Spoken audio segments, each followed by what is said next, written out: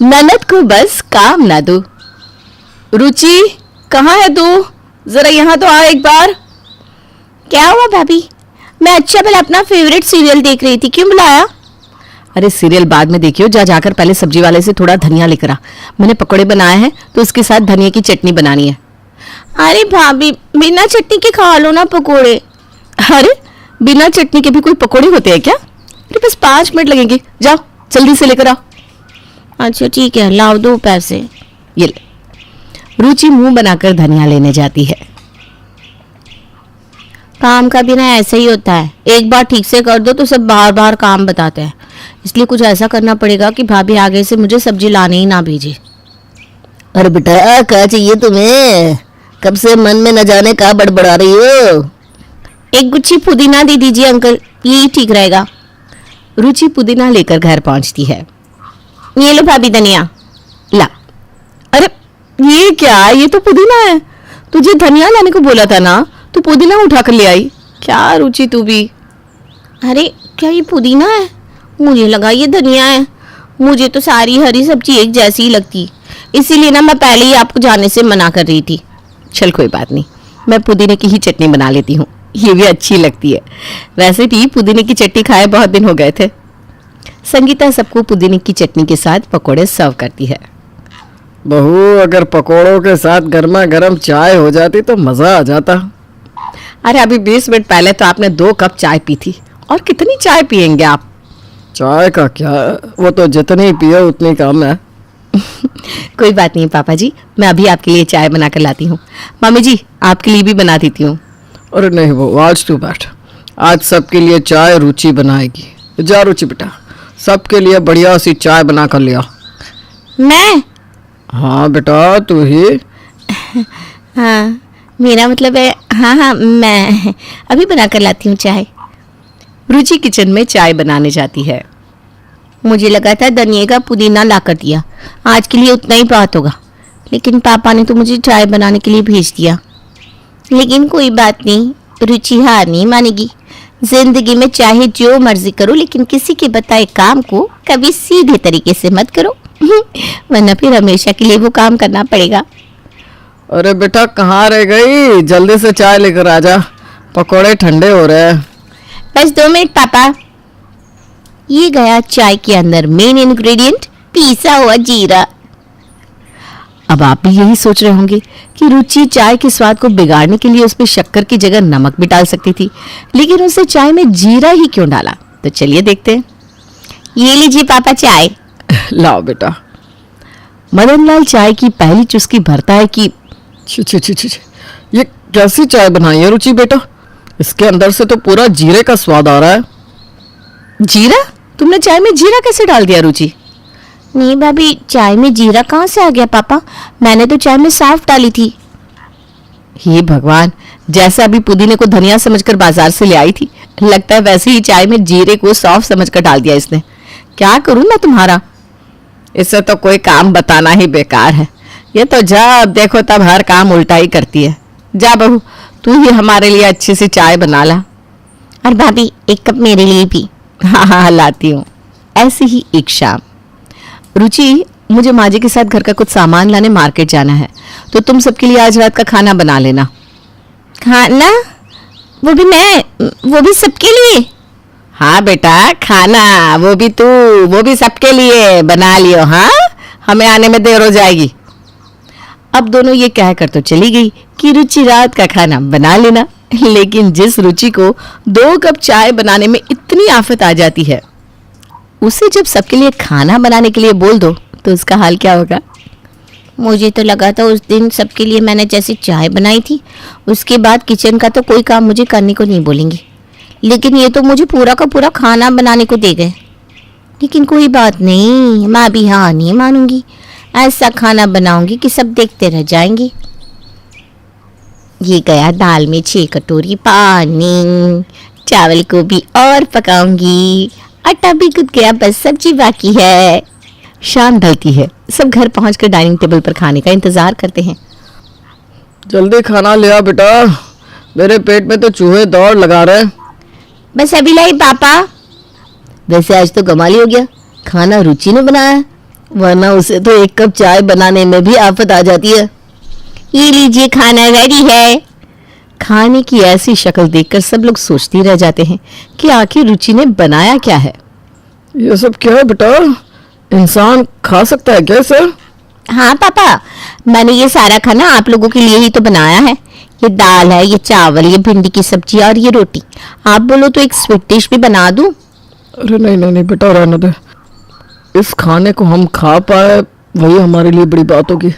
अगर इस खाने के बाद भी हम सलामत रहे ना तो स्वीट डिश भी खा लेंगे। कुछ कहा क्या पापा? अरे नहीं बेटा, कुछ नहीं। सब लोग खाने का पहला निवाला खाते हैं। कैसा बना है खाना? अच्छा है, बस दाल के अंदर दाल का है वो ढूंढ रहा हूँ। और चावल तो पानी में ऐसे घुल गए कि पता ही नहीं चल रहा कि मैं चावल खा रहा हूँ। और बेटा ये भिंडी, ऐसी भिंडी तो मैंने कभी अपनी जिंदगी में नहीं खाई। किसने सिखाया तुझे भिंडी में पानी डालकर बनाना? एक बार उसका नाम तो बता बेटा जरा। हाँ बेटा, और ये भी बताना कि ये रोटी कैसे खानी है। घर में आरी पड़ी हो तो लेकर आ, और रोटी काटने के काम आ जाएगी। क्या रोटी ठीक नहीं बनी क्या? अरे ठीक तो छोड़, मुझे तो यह समझ में नहीं आ रहा कि ऐसा खाना तूने बनाया तो बनाया कैसे। संगीता बहू, अगर हमने ये खाना खा लिया ना तो पता नहीं हमारा क्या होगा। अब तू ही रसोई में जाकर सबके लिए खिचड़ी बना दे। इस खाने से तो अच्छा हम खिचड़ी ही खाकर सो जाएंगे। जी माँ जी। लेकिन मैंने खाना इतने प्यार से बनाया था। अरे चुप कर। अब प्लीज बेटा, आज के बाद ना कभी खाना बनाने की कोशिश मत करियो। कुछ दिन बाद, हे भगवान, ये बैंक का काम करवाने में तो बहुत देर लगी। ऊपर से ये इतने सारे गंदे बर्तन। उसके बाद मुझे पूरे घर की सफाई भी करनी है, कपड़े भी धोने हैं। एक काम करती हूँ, कपड़े धोने का काम रुचि को दे देती हूँ। कपड़े ज़्यादा नहीं है तो रुचि आराम से धो लेगी। रुचि, रुचि सर यहाँ आना तो। आई भाभी। क्या हुआ? रुचि, आज घर में ना मुझे बहुत सारा काम है, तू जाकर कपड़े धो देना। कपड़े? अच्छा ठीक है, धोती हूँ। रुचि छत पर कपड़े धोने जाती है। इतने काम गड़बड़ करने के बाद भी मेरे घर वालों ने मुझे काम देना छोड़ा नहीं। लेकिन कोई बात नहीं, आज तो मैं ऐसे कपड़े धोऊंगी कि फिर ये कभी मुझे कोई काम बताने की हिम्मत ही नहीं करेंगे। ये गया मशीन के अंदर पिताजी का सफ़ेद पजामा और माँ की रंग बिरंगी साड़ी, जो हर बार अपना रंग छोड़ती है। रुचि जानबूझकर अपनी माँ और पिताजी के सफ़ेद और रंग बिरंगी कपड़े मिक्स करके धो देती है, जिससे उसके पिताजी के सारे कपड़े रंगीन हो जाते हैं। अगले दिन, अरे ये ऐसे कैसे कपड़े धो दिए बहू तुमने? मेरे सारे पजामे ही लाल गुलाबी हो गए। अब इन्हें बाहर कैसे पहन कर जाऊंगा मैं? हाँ बहू, कपड़े धोने में ऐसी लापरवाही तो तूने पहले कभी नहीं की। दरअसल माँ जी, कल मुझे घर पर बहुत काम था तो मैंने कपड़े धोने का काम रुचि को दे दिया था। ये कपड़े उसी ने धोए हैं। हे भगवान, ये लड़की भी एक काम ठीक से नहीं कर सकती। अब तेरे पिताजी के लिए दोबारा से नए पजामे खरीद कर लाने पड़ेंगे। कुछ दिन बाद, क्या बना रही हो भाभी? आलू गोभी की सब्जी, रोटी, दाल, चावल और बूंदी का रायता। अच्छा सुनो ना रुचि, खाना बनाकर बहुत थक गई हूँ मैं, गर्मी भी लग रही है। मैं जब तक नहा कर आती हूँ तब तक तुम ये सारे बर्तन धो दोगी? बर्तन? अच्छा ठीक है भाभी। संगीता नहाने चली जाती है। कोई बात नहीं रुचि, जैसे उस दिन तूने कपड़े धोए थे वैसे ही आज ये बर्तन धो दे। जब तक घर का एक ही काम मैं पूरी तरह बिगाड़ नहीं दूंगी तब तक मुझे भाभी काम देना बंद नहीं करेंगी। रुचि को कहाँ पता था कि आज उसकी बातें किचन के बाहर खड़ी उसकी मम्मा सुन रही है। अच्छा तो ये बात है, इसे काम ना करना पड़े इसलिए ये घर के बताए हुए सारे काम बिगाड़ कर रख देती है। इससे तो आज मैं बताती हूँ। बर्तन इस तरह धो कि दोबारा कोई बर्तन धोने को बोले ही ना। अच्छा बेटा, ये तो बड़े ही नेक विचार है तेरे। माँ तुम यहाँ? हाँ मैं यहाँ। और तू ये मम्मा मम्मा क्या कर रही है? डर लग रहा है कि तेरी चोरी पकड़ी गई? चोरी? कैसे चोरी? कितनी बेशर्म है, रंगे हाथों पकड़े जाने के बाद भी देखो कैसे भोली बन रही है। तेरी सारी बातें सुन ली है मैंने, कैसे जानबूझकर तू हमारे और अपनी भाभी के बताए हुए सारे काम बिगाड़ती है। वो तुझे मदद के लिए बुलाती है और तू ऐसे करती है। अगर ये बात तेरी भाभी को पता चल गई तो? तू क्या माँ जी, मुझे तो सब पता है कि कैसे ये काम से बचने के लिए ऐसी हरकतें करती है, लेकिन मैं भी इसकी भाभी हूं ना, इसे परेशान करने में मुझे भी बड़ा मजा आता है।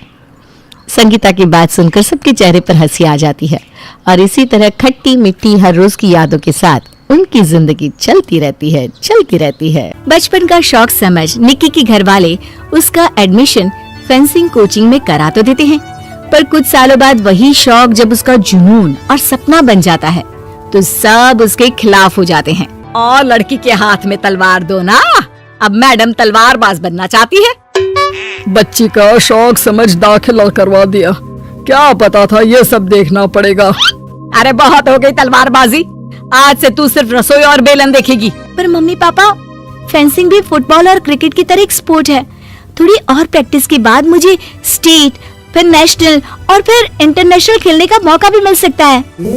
निक्की की बात से भड़के हुए घर वाले आगे कुछ सुने या समझे बिना उसके घर में रहने का ऐलान कर देते हैं, जिसके कुछ हफ्तों बाद निक्की की आयुष के साथ शादी हो जाती है। ससुराल पहुंचने के कुछ दिनों बाद बहुत हिम्मत के साथ निक्की फिर वही फरियाद लिए इस बार अपनी सास के पास जाती है। मम्मी जी, क्या मैं कोचिंग दोबारा शुरू कर सकती हूँ? कैसे कोचिंग? तेरे मम्मी पापा ने तो हमें किसी कोचिंग या पढ़ाई के बारे में नहीं बताया।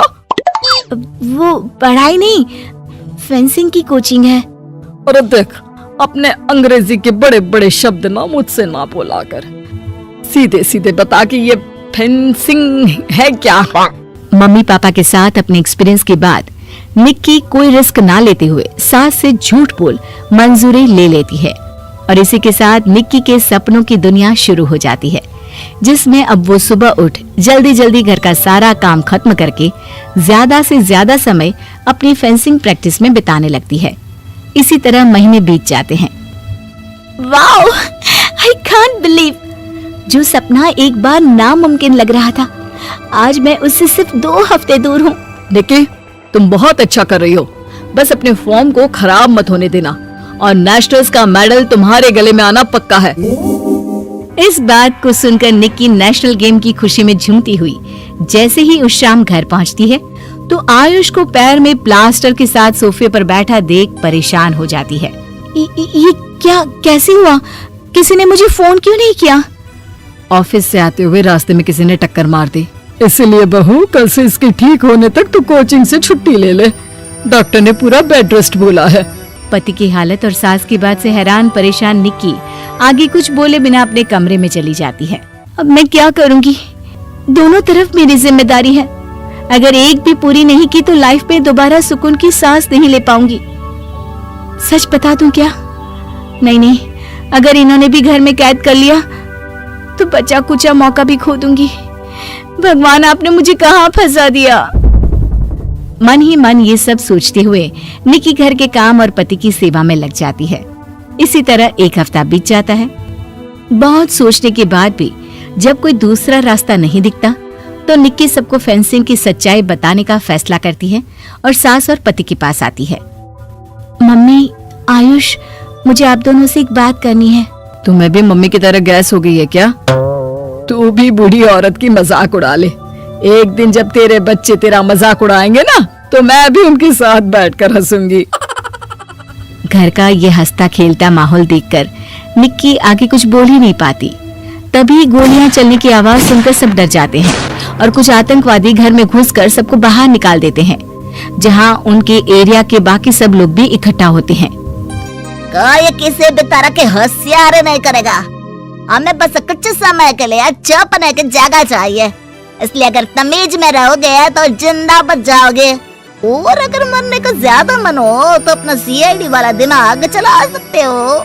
डर की वजह से कोई इसके आगे कुछ नहीं बोलता। कुछ घंटे इसी तरह आतंकवादियों की कैद में बैठे रहने के बाद निक्की की सास गुस्से में चिल्लाने लगती है। और तुम कल मुंहों को आम लोगों को परेशान करने के अलावा और कुछ नहीं आता क्या? मैं कहती हूँ, अरे एक एक को मेरी बद्दुआ लगेगी, कोई जिंदा नहीं बचेगा। ये अब क्या कर रही हो मम्मी? सॉरी, वो परेशान हो गई इसलिए कुछ भी बोल दिया। प्लीज इन्हें छोड़ दीजिए, अब कुछ नहीं बोलेंगी। अरे तू डरपोक की तरह इनसे माफी मांग रहा है, कुछ तो अपने पापा के गुण ले लेता।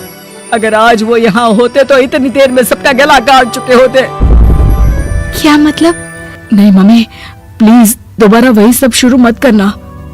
आखिर कोई मुझे भी बताएगा कि बात क्या है। तेरे ससुर जी अपने समय के सबसे बेहतरीन और उम्दा तलवारबाज थे।